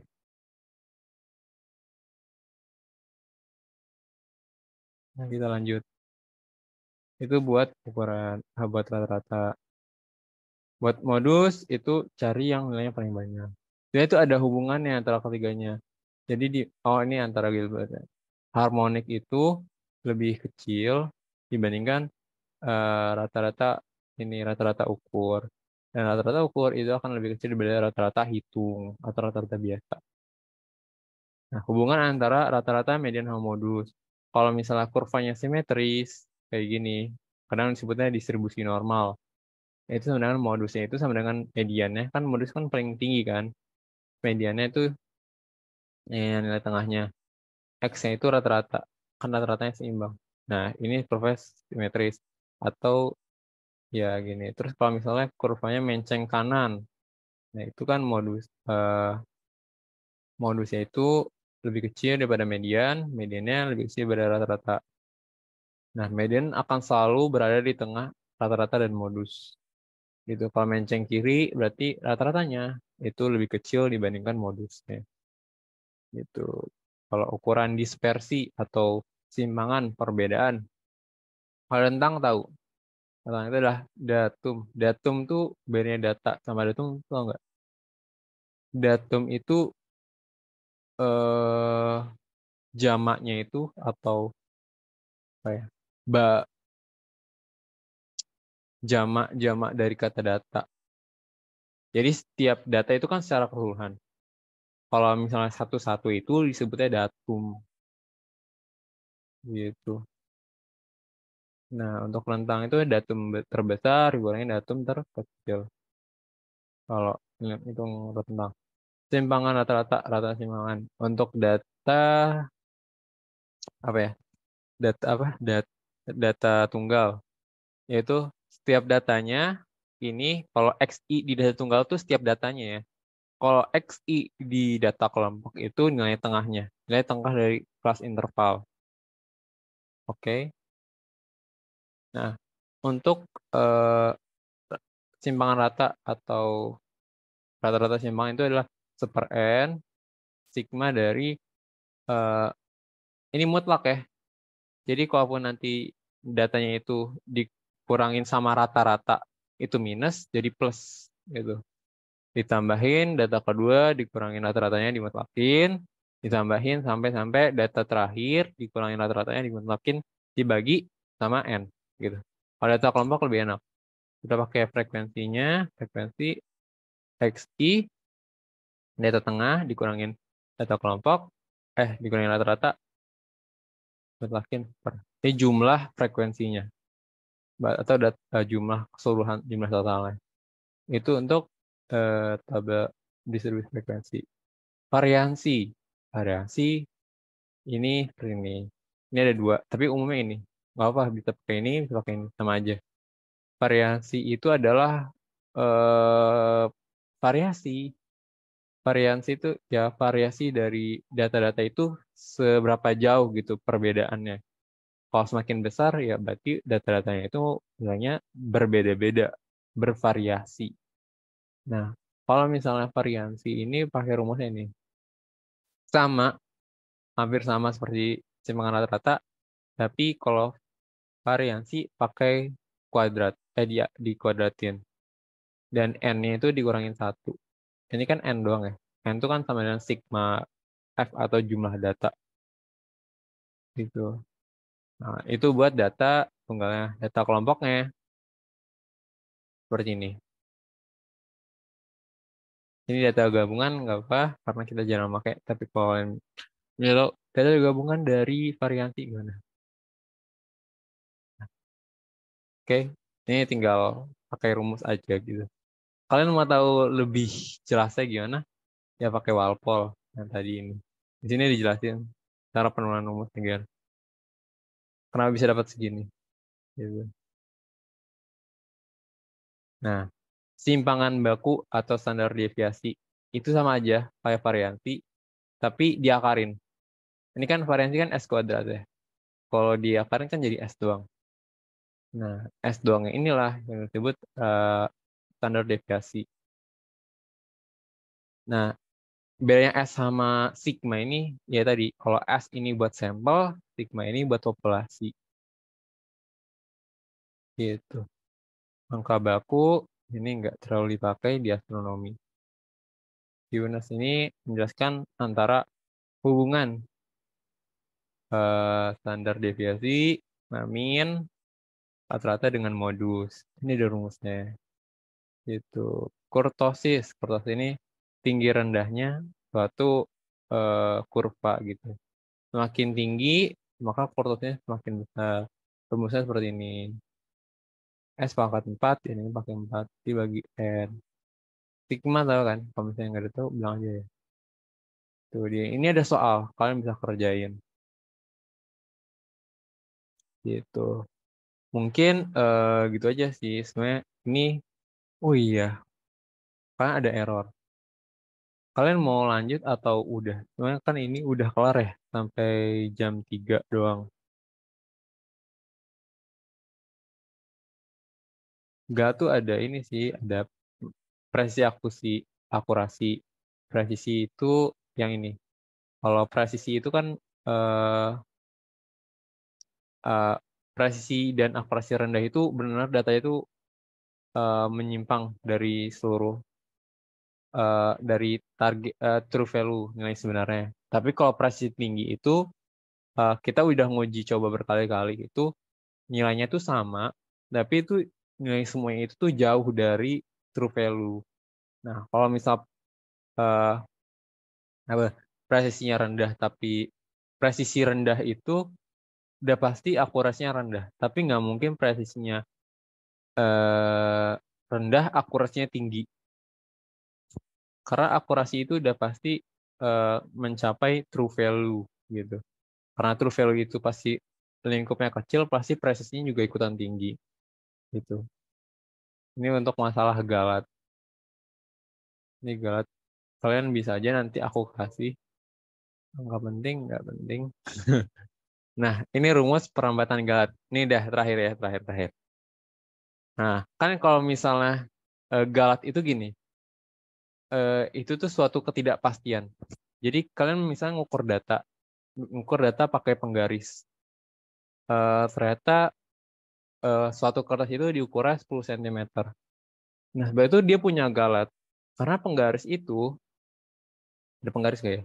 Penggaris itu kan paling kecil tuh, nih, oke. Penggaris itu kan paling kecil tuh sekitar berapa ya? 0,1 mm. Terus kalau misalnya ada penggaris apa? Misalnya kertas tersebut sebenarnya true value-nya tuh ukurannya 10,01. Itu kan nggak apa penggaris tidak bisa menghitung. Nah, itulah yang menjadi galat. Kadang kalau misalnya di apa ya? Di apa ya? Di data itu suka ini gini. Misalnya berat suatu kaleng itu 5 kg plus minus 0,001 kg. Nah, plus minusnya itu adalah galatnya.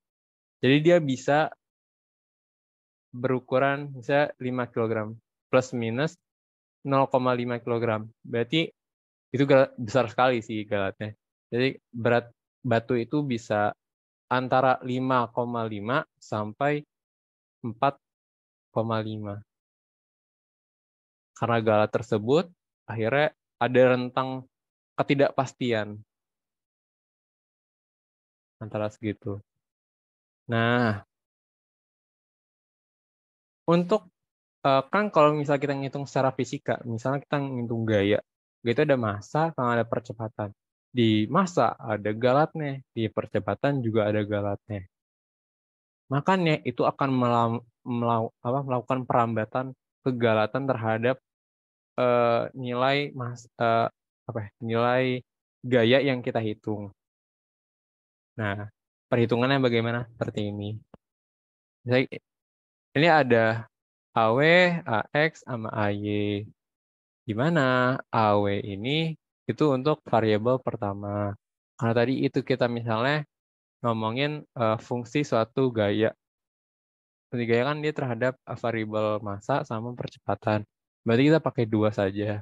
Yang ini selanjutnya enggak. Tapi kalau misalnya ada 3 fungsi, ada 3 variabel, maka masukin satu.